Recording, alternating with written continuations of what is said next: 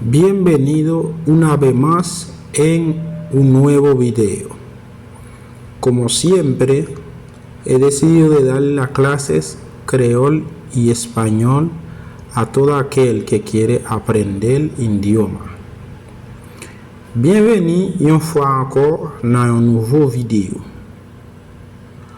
Moi décidé de montrer tout le monde qui voulait apprendre à parler espagnol, traduit en créole, n'a montré. Et aujourd'hui, nous allons parler d'un verbe passé. Seulement passé, nous allons parler. Nous ne allons pas parler de présent. Nous allons parler seulement des verbes passés. Hoy vamos a hablar con el verbo pasado. Vamos a hablar solo del pasado. No vamos a hablar de presente. Solo pasado vamos a estar hablando. Así que ojo y escuchen. Tendez et puis li, gardez. Si vous êtes un nouveau monde qui a à peine rentré sur la chaîne, vous pouvez abonner avec la chaîne là, abonner avec la chaîne là pour ne pas rater rien pour chaque vidéo qu'on a plagué. Y si eres nuevo en el canal, te pido que suscribas al canal para que no pierdas nada de lo que yo subo. No olvides dejar tu comentario, dale like, comparte. Pas oublier quitter commentaire et like vidéo et partager le tout. On nous commence. Yo decía, c'est un coup moi te dit.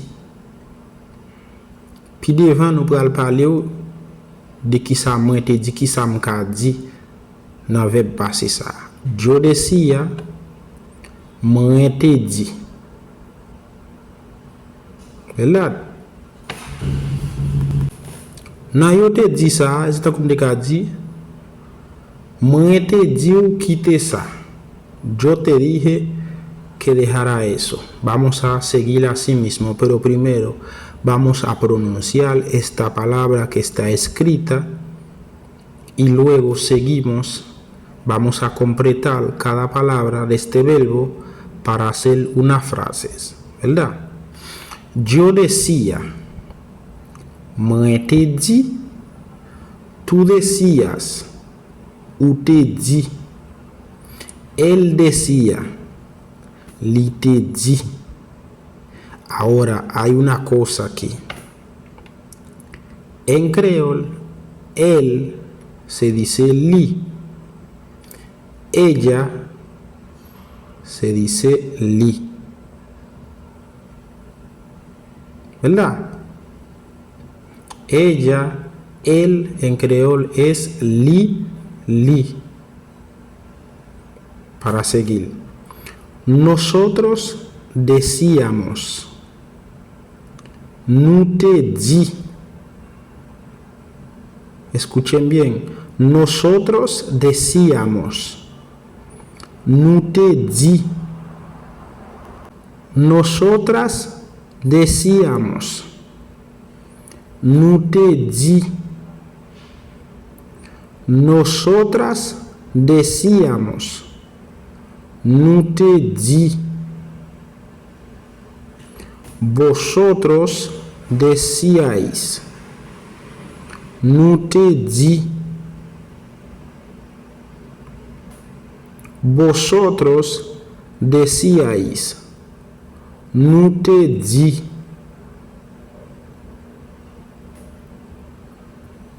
Vosotras decíais, nous te dit. Vosotros decíais, nous te dit. Ellos decían, yo te di. Ellos decían, yo te di. Ellas decían, yo te di. Ellas decían, yo te di. Ustedes decían, nous te di. Ustedes decían, no te di. ¿Verdad? Mira bien cómo pronunciarla, cómo se escribe, lea bien, mira bien cómo van toda la letra. Yo decía, es en creol le dice o se dice, moi te di. Yo decía, moi te di. Tú decías, usted di. Él decía, li te di. Nosotros decíamos, no te di.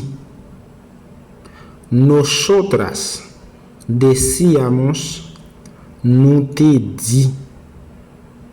Vosotros decíais, no te di. Vosotras decíais, no te di. Ellos decían, yo te di. Ellas decían, yo te di. Ustedes decían, no te di. No te di. Ustedes decían. Ahí está todo claro. Solo quiero que cada persona deje su comentario debajo del video. Y también en la descripción voy a dejar mi nombre en TikTok para que también, si quieres, me sigue en TikTok también. Vamos a continuar con las clases. Ahora vamos a ver si hacemos algunas frases con esta misma palabra. ¿Verdad? Vamos a ver ahora. Ahora mira cómo vamos haciendo frases con el verbo pasado que te enseñamos.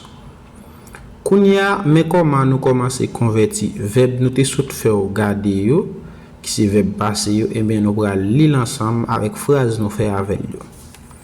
Vamos a leer esas frases la cual que nosotros buscamos la solución para hacer frases con el verbo que nosotros leemos ahora mismo. Empezamos. Nous commençons. Yo decía que no iba a viajar. Yo decía que no iba a viajar. Recuerda que yo decía significa moi te di. ¿Verdad? Yo decía es moi te di. Ahora digo, yo decía que no iba a viajar. Changer moi te di. Yo decía, le fait moi te di. Et bien, comme kounya nous compléter pour nous faire une phrase, et bien, qui ça me fait kounya, moi mettel, yo decía que no iba a viajar. Significa, moi te di, moi pas t'a voyager. Yo decía que no iba a viajar. Moi te di, moi pas t'a voyager. Ahora bien, tú decías que quería manejar. Tú decías que quería manejar. Ou te di, ou te vle conduire. Ou te di, ou te vle conduire.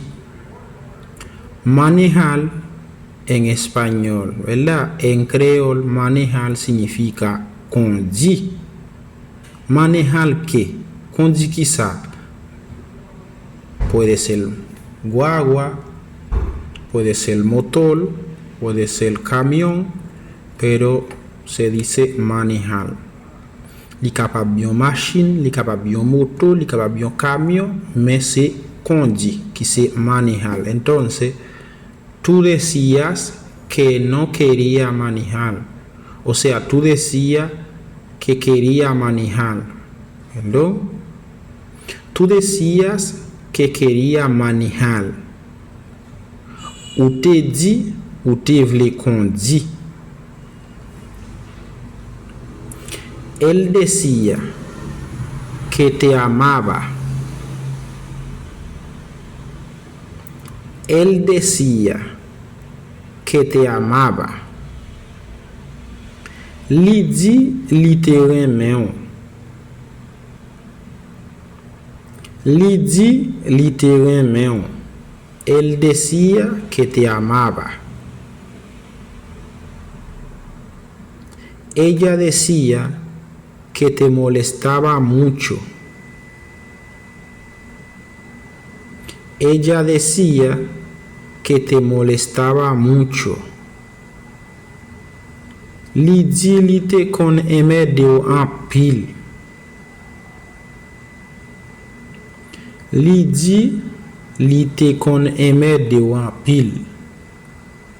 Ella decía que te molestaba mucho. Ve, estamos hablando del pasado. No es? Na parlé seulement du passé seulement. Pour nous reprendre encore, qui est plus facile. Yo decía que no iba a viajar. Moi te dit, moi pas ta voyager. Tú decías que quería manejar. Ou te dit, ou te vle qu'on dit. Él decía que te amaba. Li dit, li te remen. Es decir, él decía que te amaba, pero ya no. C'est comme te ka dit, li dit li te remen, mais li pas remen encore. Ça veut dire, li te remen. Ça veut dire, n'a pas li dépassé seulement. Es decir, estamos hablando del pasado. Él decía que te amaba, pero ya no. Porque ya queda en pasado. Parce que kounya li rete nan passé. Yon moun mwen te remen. Ou ça me dit non? Mais kounya mwen pas remen encore. Peut-être kounya moun nan gon l'autre ménage ou bien gon l'autre madame mwen pas remen encore. Tal vez que ella tiene otra novia o tiene otra mujer, ¿sabes? Ella decía que te molestaba mucho. Ustedes saben lo que es molestia, ¿verdad? Cuando una persona te molesta, o sea, te molesta mucho, eso a nadie le gusta que le moleste, ¿verdad? Ella decía que te molestaba mucho. Puede ser un hermano o un primo, una prima. Te hace enojar, te molesta mucho. Pero ahí estamos hablando de ella decía que te molestaba mucho.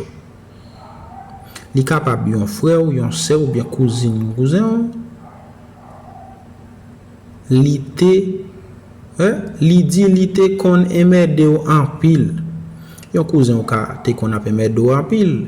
Yon frère ou bien sœur te kon ap aimé de ou en pile. Ella decía que te molestaba mucho. Li dit li te kon aimé de ou en pile. Li dit li te kon aimé de ou en pile. Li pou ko kounya pou sou kenbe moro bien.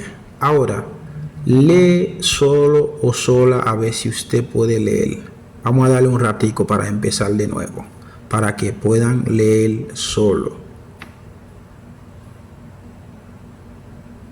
Déjame ayudarte. Yo decía que no iba a viajar. Moi te dit, moi pas ta voyager. Tú decías que quería manejar. Ou te dit ou te vle qu'on dit. Él decía que te amaba. Li dit li te remen. Ella decía que te molestaba mucho. li di li te kon emede ou en pile. Et bien c'est là nous quittons une fin vidéo. Nous rencontrons notre prochaine vidéo. Así que te dejamos ahí, nos vemos en próximo video. No olvides dejar su comentario y comparte el video, dale like. Ya ustedes saben, necesito el apoyo de cada persona. Nos vemos, chao.